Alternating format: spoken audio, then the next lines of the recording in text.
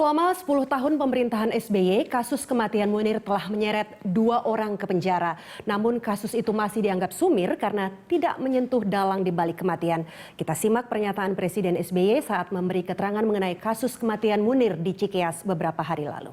Tentu yang kami lakukan dulu adalah sesuai dengan batas-batas kewenangan seorang pejabat eksekutif, termasuk kewenangan yang dimiliki oleh para penyelidik, penyidik ataupun penuntut, dalam arti kewenangan dalam penyelidikan, penyidikan, dan penuntutan.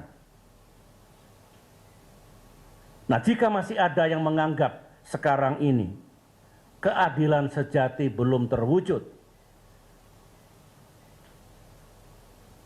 saya mengatakan, selalu ada pintu untuk mencari kebenaran. Oleh karena itu, saya mendukung langkah-langkah Presiden Jokowi jika memang akan melanjutkan penegakan hukum ini, jika memang ada yang belum selesai.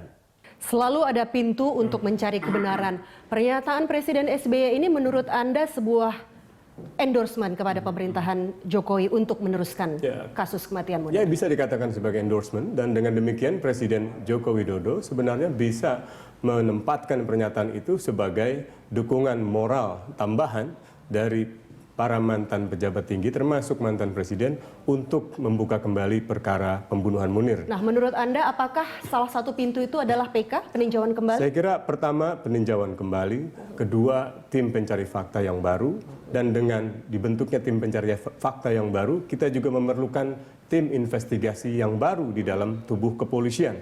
Tidakkah kemudian pencarian fakta yang dilakukan oleh TPF? Jadi tim pencarian fakta atau tim pencari fakta yang dilakukan oleh di bawah presiden itu tidak bersifat pro justisia. Langkah itu adalah langkah non judicial atau langkah ekstrajudisial. Ia hanya membantu agar sistem hukum pro justisia itu berfungsi secara maksimal. Anda sebagai orang yang pernah berada di tim pencari fakta, kewenangan apa yang harus dimiliki oleh tim pencari fakta baru? Kewenangan memaksa arah penyidikan. Sebab saat itu sebenarnya disinyalir tim penyidik di dalam kepolisian tidak bekerja secara sungguh-sungguh. Ada penyidik yang sangat sungguh-sungguh, misalnya saya bisa sebut Anton Carlyan di awal-awal itu.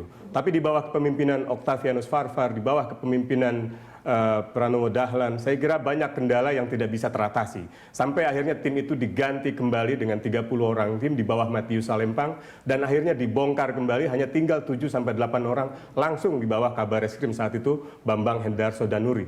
Pada titik itulah kemajuan-kemajuan bisa dicapai. Dengan kata lain saya mau mengatakan bahwa tidak mudah untuk menyerahkan perkara ini sepenuhnya kepada sistem hukum yang konvensional, sebab di dalam aparatur hukum yang konvensional itu juga terdapat komitmen yang berbeda-beda. Ada yang sungguh-sungguh, ada yang separuh hati, tapi juga bahkan ada yang berusaha untuk menghilangkan arah penyidikan itu sehingga bukan mengungkap tetapi malah menutupi perkara ini. Dan saya kira yang juga penting adalah di akhir kerja-kerja mereka ada beberapa penyidik yang justru sangat berkomitmen tapi justru dimutasi. Tapi ada penyidik-penyidik yang justru kurang malah mendapatkan promosi.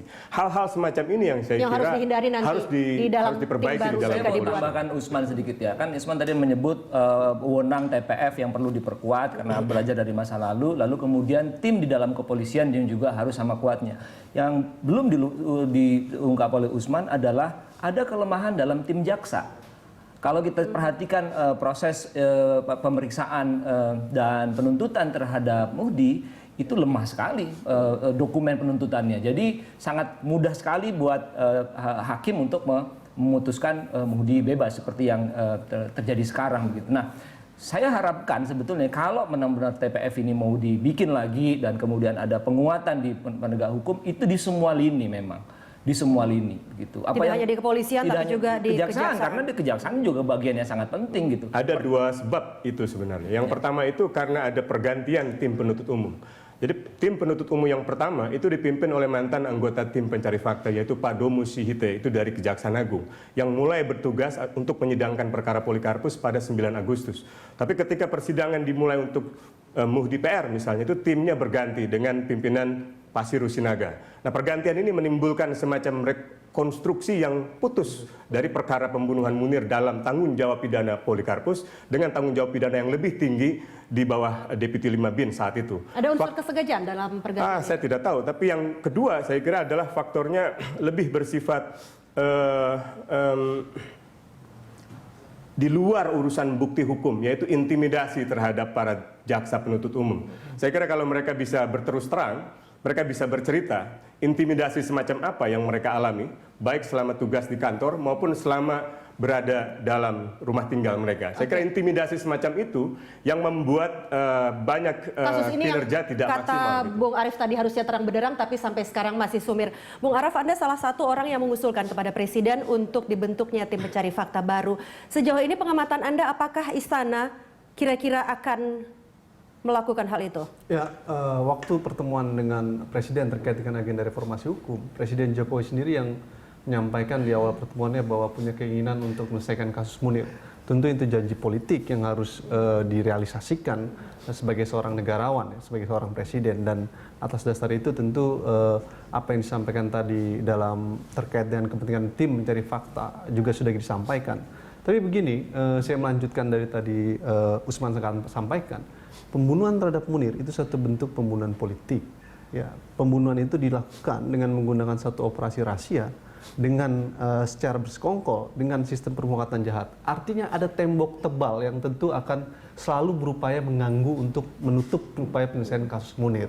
Atas dasar itu tentu kita membutuhkan tidak hanya sistem penegakan hukum yang harus bekerja, tetapi tim mencari fakta menjadi bagian yang penting untuk membongkar tembok-tembok tebal tadi sebagai upaya untuk menemukan fakta-fakta baru dalam upaya penyelesaian kasus Munir. Atas dasar itulah kepentingan tim mencari fakta menjadi sangat penting untuk dibentuk oleh Presiden Jokowi. Nah, siapa yang harus ada di sana agar bisa kemudian tidak cukup membongkar hanya tembok dari tebal? unsur pemerintah, tetapi juga perlu melibatkan dari unsur masyarakat dan kalau perlu melibatkan sebagian dari tim mencari fakta pada masa lalu, sehingga kemudian ada kesinambungan. Jadi ada yang baru, tetapi juga dari tim mencari fakta yang lama, sehingga ini bisa jauh lebih efektif. Oke, Bung Taubas, Bung Taufik Basari ya, biasa saya sama manggil Bung Taubas.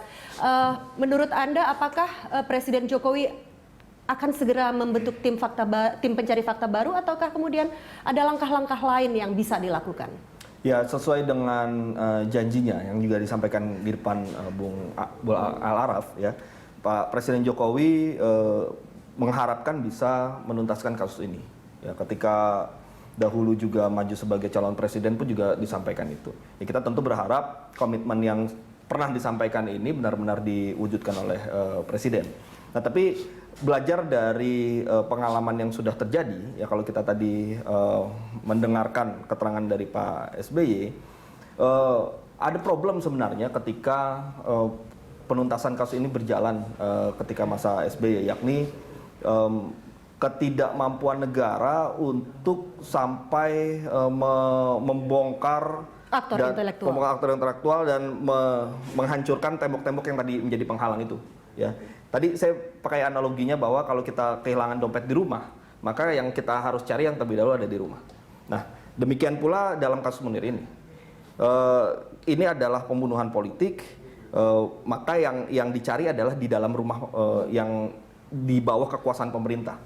Ya, tapi sayangnya masih ada puzzle-puzzle yang tertinggal yang belum berhasil dikumpulkan, yang karena belajar dari problem itu, maka semestinya Jokowi bisa menunjukkan bahwa saya sebagai presiden, saya harus hadir, saya bisa menguasai seluruh instansi-instansi yang ada di bawah saya, sehingga harapan kita untuk membongkar kasus ini dan menghancurkan penghalang-penghalang itu bisa terwujud. Nah, ini yang harus kita harapkan. Jadi jangan sampai ada kekurangan, ada keraguan, ada ketidakberanian untuk menyingkirkan tembok-tembok yang menghalangi keinginan kita untuk mengungkapkan kasus ini. Apakah kemudian Presiden Jokowi mampu untuk membuktikan bahwa tembok tebal itu bisa dihancurkan di era pemerintahannya? Kita akan diskusikan sesaat lagi, Bapak-bapak. Pemirsa, tetaplah bersama kami di The Headline.